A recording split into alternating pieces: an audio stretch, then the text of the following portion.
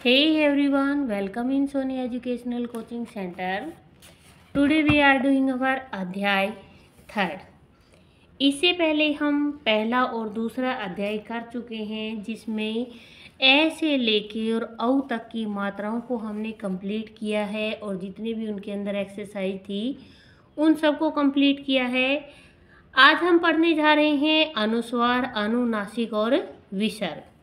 अनुस्वार क्या होते हैं? औ के बाद जो अंक की बिंदी आती है उसे बोला जाता है अनुस्वार। अनुनासिक होता है जिसमें चंद्र बिंदु लगता है, मीन्स चांद की तरह एक लाइन आती है और उसके बीच में बिंदु लगता है। और विसर्ग, लेकिन इन सब से पहले आज हमारा जो पहला टॉपिक है अध्याय थर्ड में, वो है हमारा अनुस्वार। अनुस्वार क्या होता है? अंक की बिंदी को बोला जाता है अनुस्वार। जैसे आप कहीं भी लगाते हो, आपने लिखा रे गे रग, और जब उसके ऊपर बिंदी लगा दी तो वो बन जाएगा रे गे, और बीच में बिंदी जो आई वो बन जाएगी रंग। तो इसीलिए सबसे पहले हम ये देखते हैं कि जो हमारा अनुस्वार है उसको लगाने के बाद किस तरीके से हमारे शब्द का जो प्रोनाउंसिएशन होता है वो बदल जाता है। जैसे हमने यहाँ लिखा कै, खे, गे, घे, ड़े। यहाँ अनुस्वार को लगाने से ये बन जाएगा कंग, खंग, गंग, घंग, और अड़े को हम बिंदी नहीं लगाते हैं, मीन्स हम यहाँ पर अनुस्वार का यूज नहीं करेंगे। इसके बाद नेक्स्ट आता है चे, छे, जे, झे, इया। चंग, छंग, जंग, झंग, और इया को मात्रा नहीं लगाएंगी। इसके बाद आता है टे, ठे, डे, ढे, अणे। टंग, ठंग, डंग, ढंग, नंग।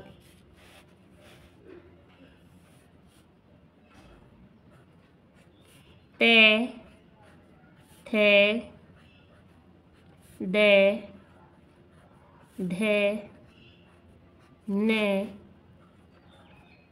पे, फे, बे, भे, में। ये,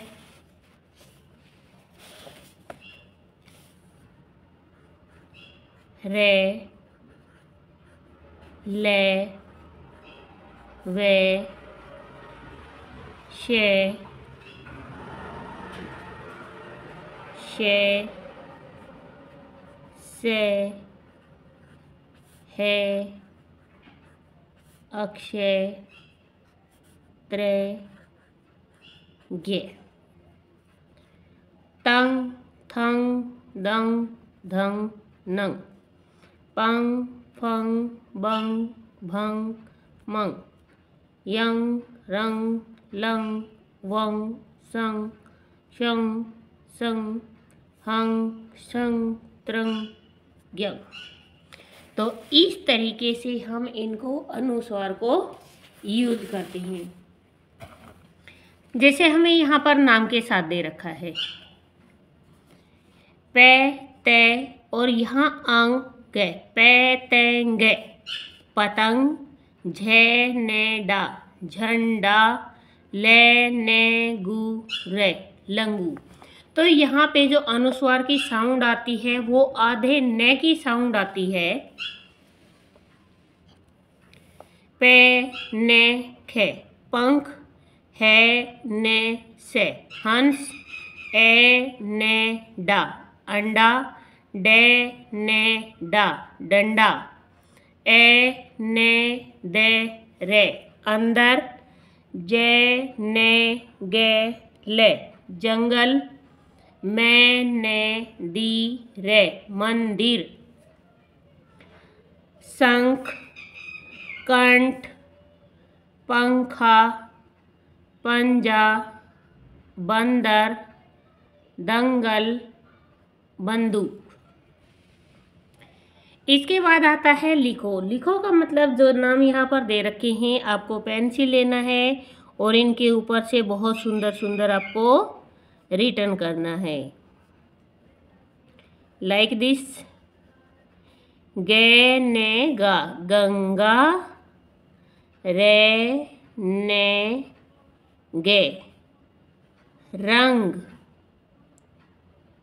ए ने गे अंग, ए ने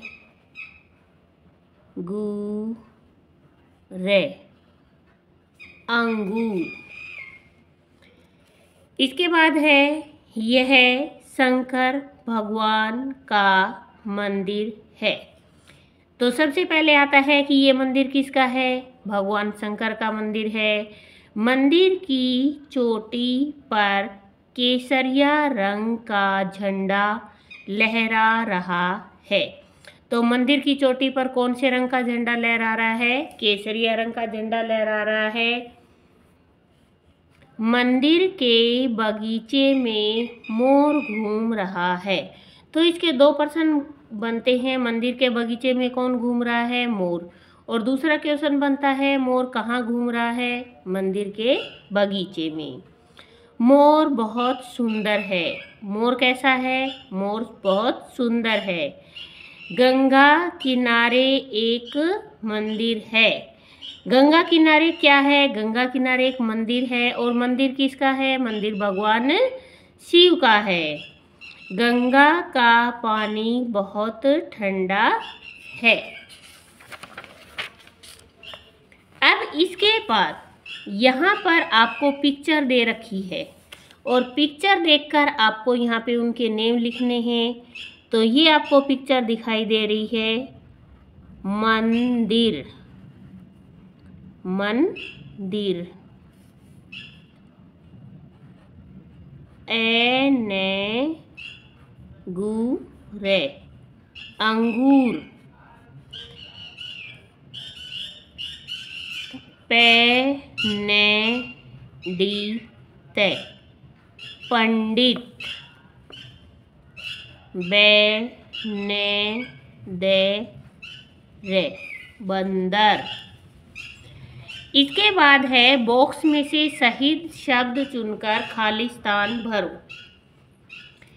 यहाँ पर है बॉक्स में आपको जो शब्द दे रखे हैं जैसे ठंडा, मंदिर, सुंदर, गंगा। भगवान शंकर का था। क्या था भगवान शंकर का? मंदिर। भगवान शंकर का क्या था? मंदिर था। मंदिर के किनारे था। मंदिर किसके किनारे था? गंगा। मंदिर किसके किनारे था? गंगा के किनारे। मोर बहुत था। मोर क्या था? सुंदर। मोर कैसा था? सुंदर था। गंगा का पानी कैसा था? गंगा का पानी था ठंडा। इसके बाद आता है प्रश्नों के उत्तर बताओ। अब तक मैंने आपको बताया था कि किस तरीके से प्रश्न पुटअप होते हैं। अब की बार आपको दे रखा है। सबसे पहले है झंडा कहाँ लहरा रहा था। अभी आपने पाठ पढ़ा है तो झंडा कहाँ लहरा रहा था? मंदिर पर। मंदिर पर। अब दूसरा प्रश्न है झंडा किस रंग का था? झंडा कैसे रंग का था? केसरिया। केसरिया रंग का। झंडा किस रंग का था? केसरिया रंग का। मोर कहाँ घूम रहा था? मोर घूम रहा था बगीचे में। बे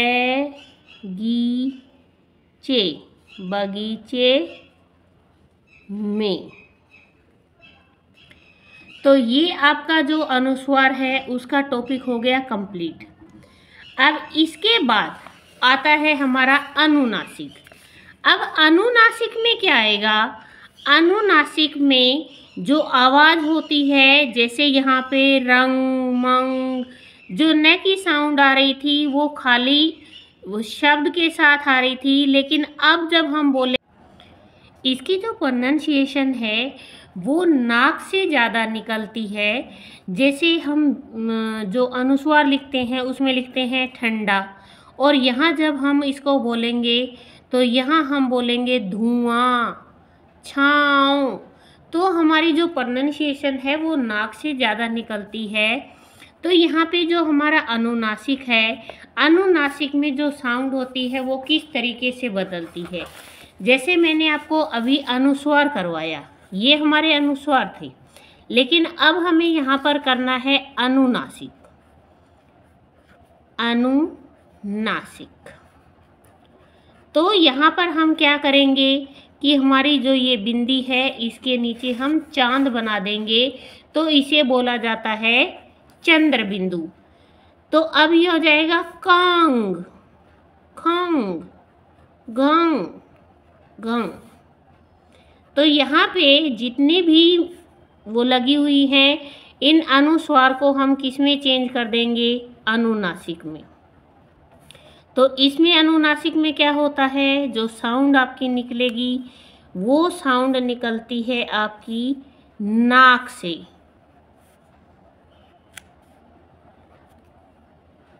जैसे आप यहाँ लिखोगे चंद, पहले आपने जब केवल अनुस्वार लगा रखा था तो ये चंद था, अब ये क्या है? चांद। बान, भान, मान। इस तरीके से यहाँ पर इन सब की में क्या लग जाएगा? चंद्र बिंदु लग जाएगा, और चंद्र बिंदु लगने से ये किस में कन्वर्ट हो जाएगा? ये कन्वर्ट हो जाएगा आपका अनुनासिक में। जैसे आपको यहाँ पर दे रखा है ऊंट। हम अगर खाली अनुस्वार से बोलते तो ये ऊंट होता, ऊंट, लेकिन अब क्या है? ये ऊंट। आँख, चांद। तो आप जब इनको ध्यान से सुनोगे तो आपको ऐसा लगेगा कि जो साउंड है वो आपके मुंह से ज़्यादा नाक से निकल रही है।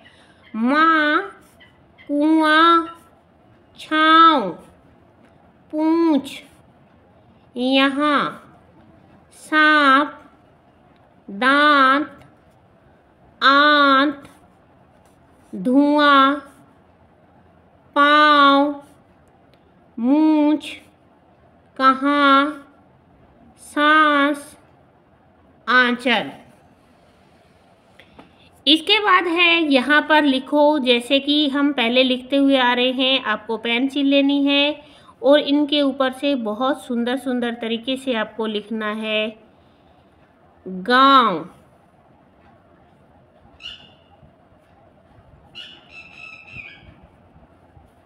कांच,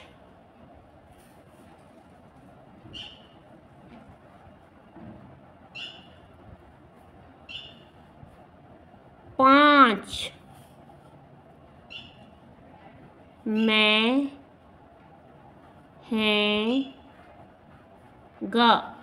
महंगा।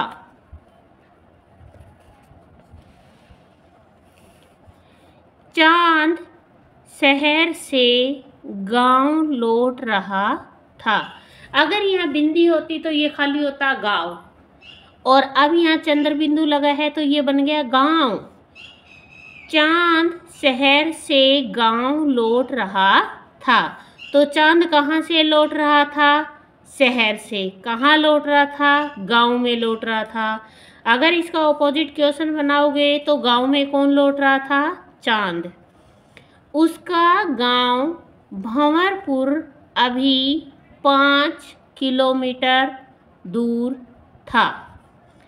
अचानक तेज आंधी आई और बूंदें गिरने लगी। उसके गांव का नाम क्या था? भंवरपुर था। भंवरपुर शहर से कितनी दूर था? 5 किलोमीटर दूर था। अचानक से क्या आ गई? तेज आंधी आ गई। आंधी के साथ क्या गिरने लगी? बूंदें गिरने लगी। तभी वहाँ टांगे वाला आया। तभी वहाँ पर कौन आ गया? टांगे वाला आ गया। चांद ने टांगे वाले से कहा, भैया जी अपने टांगे को थोड़ा तेज दौड़ाओ। टांगे वाला बोला, क्या करूं? घोड़े के पाँव में तकलीफ है। तो यहाँ पर खाली बिंदी और चंद्र बिंदु लगाने से जो शब्द हैं उनके मतलब बदल जाते हैं। जिसे आपको यहाँ पर दे रखा है हंस, और यहाँ पर भी दे दिया आपको हंस। अगर यहाँ बिंदी लगाई तो ये हो गया हंस, और इसको लगाया तो ये बन गया हंस। इन दोनों की प्रोनाउंसिएशन के अंदर केवल बिंदी और चंद्र बिंदु लगाने से मीन्स अनुस्वार और अनुनासिक लगाने से ही इनके बोलने का जो प्रोनाउंसिएशन है वो बदल जाएगा। अब ये है हन और ये है हंस।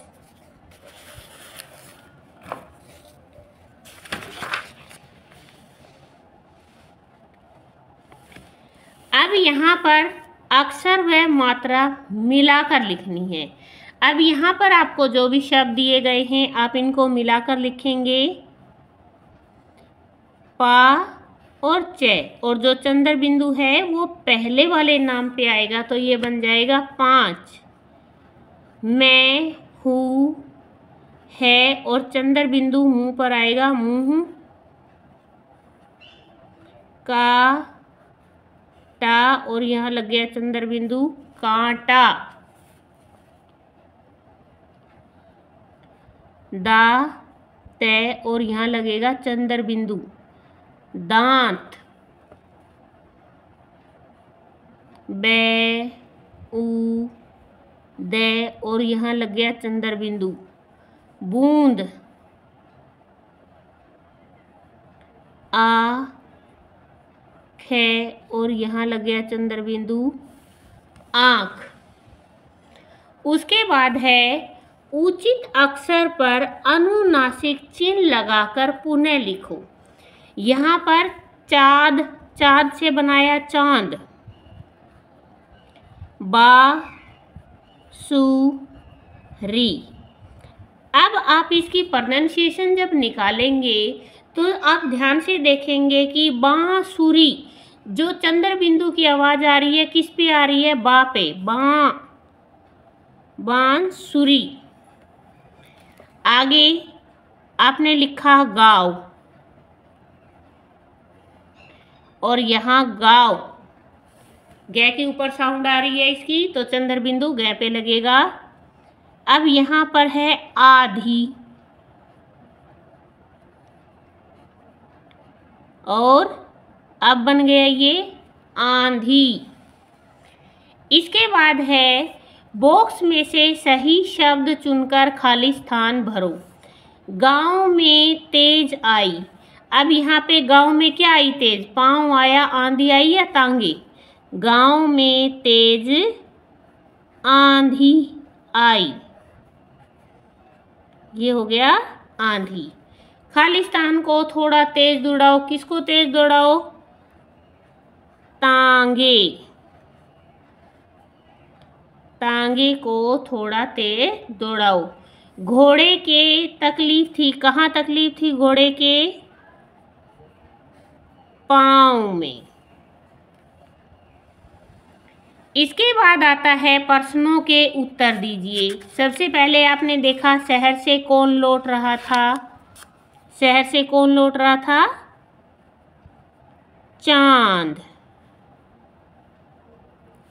शहर से भंवरपुर कितना किलोमीटर दूर था? 5 किलोमीटर।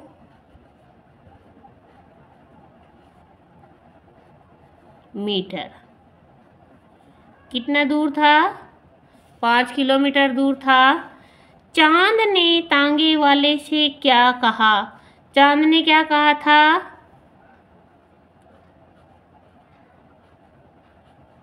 तांगे को तेज चलाओ। उसने क्या कहा था कि तांगे को थोड़ा तेज तेज चलाओ। तो ये था आपका अनुनासिक। इसके बाद आता है आपका विसर्ग। और विसर्ग हमेशा सेंटेंस के पीछे की तरफ लगता है और है की साउंड देता है। जैसे यहाँ पे क्षय, प्रातः, दुख है, तो यहाँ पर जहाँ भी ये लगता है वहाँ पर आपको हल्की सी है की साउंड आएगी। क्षय, अतः, पुनः। तो इसी तरीके से जब हम इनको लिखते हैं तो हम क्या करते हैं, जैसे हम देखते हैं कि हम किसके बारे में पढ़ रहे हैं अब, विसर्ग की। विसर्ग को जब भी हम लगाते हैं तो जो साउंड आती है पीछे से है की साउंड आती है। इससे पहले एक बार हम रिवाइज करते हैं कि अब तक क्या क्या पढ़ चुके हैं। हमने अब तक पढ़ा है ए की कोई मात्रा नहीं होती है। आ की मात्रा की जो साउंड होती है वो आ की आती है। फिर आता है हमारा ई, ये है ई और ये है हमारा बड़ी ई। इसके बाद ऊ और ये है ऊ। फिर हमने पढ़ा ऋषि की मात्रा के बारे में। जब भी हम किसी भी शब्द के नीचे लगाते हैं तो री की साउंड देता है, तो ये ऋषि है।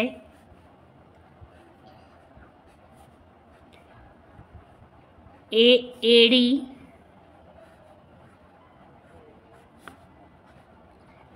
आई, ऐनक।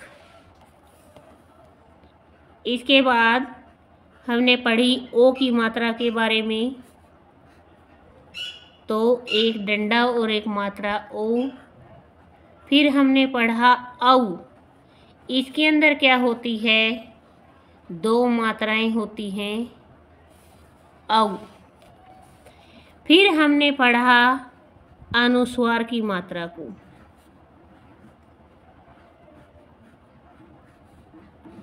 अनुस्वार में क्या होता है, ऊपर बिंदी लगती है। इसके बाद हमने पढ़ा अनुनासिक। अनुनासिक में क्या होता है, हम चंद्र बिंदु का यूज करते हैं। तो ये है हमारा अनुनासिक। अब तक हम इन सारी मात्राओं को कंप्लीट कर चुके हैं और आज हम जिसको पढ़ रहे थे वो हमारी विसर्ग की मात्रा है। तो विसर्ग में क्या होता है, कोई भी ऐसा शब्द जिसके पीछे 2 बिंदियां आती है उसको विसर्ग बोला जाता है। और साउंड किसकी देता है, ये है की। जैसे कै के पीछे लगाया कै, खे, गे, घे, और हम अड़े को मात्रा नहीं लगाएंगे। चे, छे, जे, झे, और इया को मात्रा नहीं लगाएंगे। हम इनके मात्राएं क्यों नहीं लगाते, क्योंकि इनको हम 12 खड़ी के रूप में नहीं लगते हैं, तो इसीलिए इन पे किसी की भी मात्रा नहीं लगाते।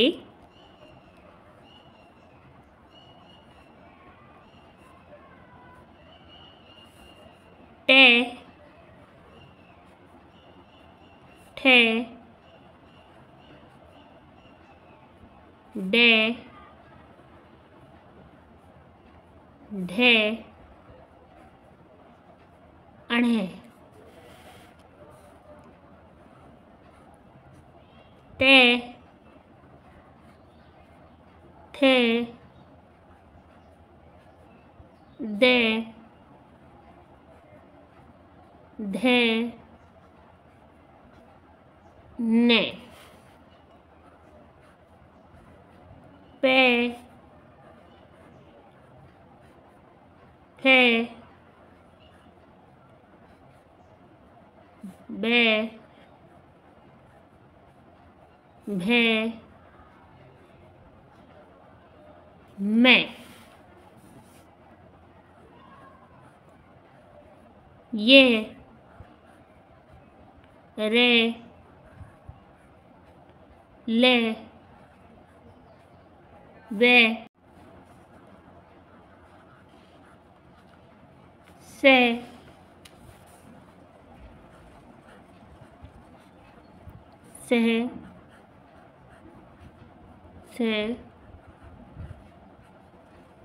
है क्षे त्रे गे। तो इस तरीके से हमारे विसर्ग का हम यूज करते हैं। आगे हम देखते हैं, हमें यहाँ दे रखा है छः प्रातः दुख है, छः अतः पुनः नमः स्नेह शब्द से निसहाय प्राय अंतत फलत मूलत स्वत दुस्साहस निःसंकोच। इसके बाद है लिखो। यहाँ पे हमें लिखना है, पेंसिल लेनी है आपको और बहुत सुंदर तरीके से यहाँ पर चलाना है। निस वा रे थे निस्वार्थ, नी शु ले के निशुल्क, के रे में शे कर्मश्य। इसके बाद आगे आपको दे रखा है कहानी को पढ़ना है और कहानी को बहुत ध्यान से पढ़ना है जिससे कि आप आंसर दे सको। राम रोज प्रातः 6 बजे उठता है। वह पराय सैर के लिए जाता है। वह घर आकर पाठ को पुनः पढ़ता है। वह निसहायों की सहायता करता है तथा गरीबों को निःशुल्क भोजन कराता है। वह झूठ बोलने का दुस्साहस नहीं करता है। वह निसंकोच सच कहता है। अब आपने इसको पढ़ा है, आप इसको 2 बार 3 बार 4 बार, जब तक आपको अच्छे से पढ़ना नहीं आए आप इसको पढ़ोगे। अब इसमें आपने पढ़ा है तो सबसे पहला प्रश्न आपका बनता है कि गरीबों को निःशुल्क भोजन कौन कराता है। तो आप आंसर क्या लिखोगे? राम। राम कितने बजे उठता है? राम प्रातः 6 बजे उठता है। राम प्राय कहाँ जाता है? सैर के लिए जाता है। आकर जब सैर से राम वापस आ जाता है तो आकर क्या करता है? अपने पाठ को पुनः मीन्स वो दोबारा याद करता है। वह क्या बोलने में निसंकोच करता है, वो सच बोलने में निसंकोच रहता है। उसके बाद वो किसकी सहायता करता है, वह निसहायों की सहायता करता है। गरीबों को निःशुल्क क्या करवाता है, गरीबों को निःशुल्क भोजन करवाता है। तो इस तरीके से इस एक पाठ में बहुत सारे आपके प्रश्न के उत्तर बन जाएंगी। इसके बाद आता है आपका अभ्यास, और अभ्यास में आप देखोगे कि यहाँ पर आपको दे रखा है सही मिलान करो। यहाँ पर आपको सुबह सुबह सूर्य भगवान के दर्शन हो रहे, तो ये है आपका प्रातः है, ये है 6। यहाँ बच्चा दुखी है तो ये है दुख, और ये है यहाँ पे प्रातः दर्शन के साथ साथ प्रातः दर्शन यहाँ भी हो रहे हैं, तो ये आएगा प्रातः, और ये आपका आएगा नमः, क्योंकि वो नमस्कार कर रहा है। इसके बाद है बॉक्स में से सही शब्द चुनकर खाली स्थान भरिए। राम सैर के लिए जाता है। राम कब सैर के लिए जाता है, प्राय, हमेशा ही सैर के लिए वो जाता है। वह पाठ को कब याद करता है, वह पाठ को पुनः याद करता है। वह सच कहता है निसंकोच, निसंकोच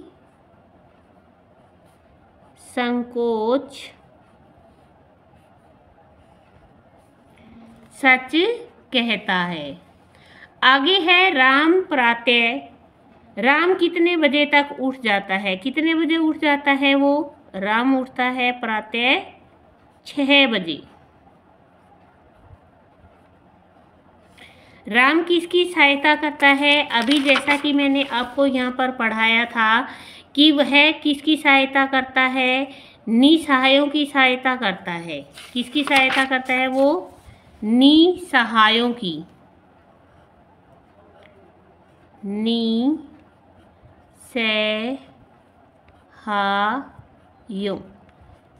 वो निसहायों की सहायता करता है।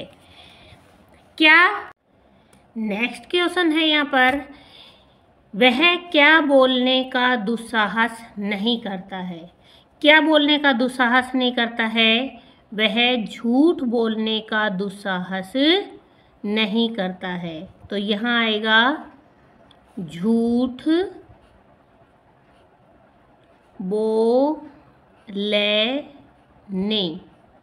बोलने का।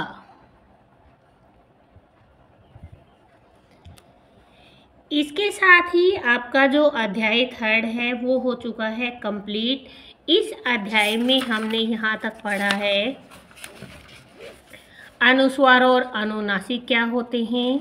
इसके बाद हमने यहाँ पर पढ़ा था कि ये अनुनासिक के वर्ड हैं, और इसके बाद यहाँ पर ये है हमारे विसर्ग। तो यहाँ पर हमारा चैप्टर का जो अध्याय 3 है वो कंप्लीट हो चुका है। प्लीज़ वीडियो को शेयर करें, लाइक करें एंड कमेंट करें। Thank you.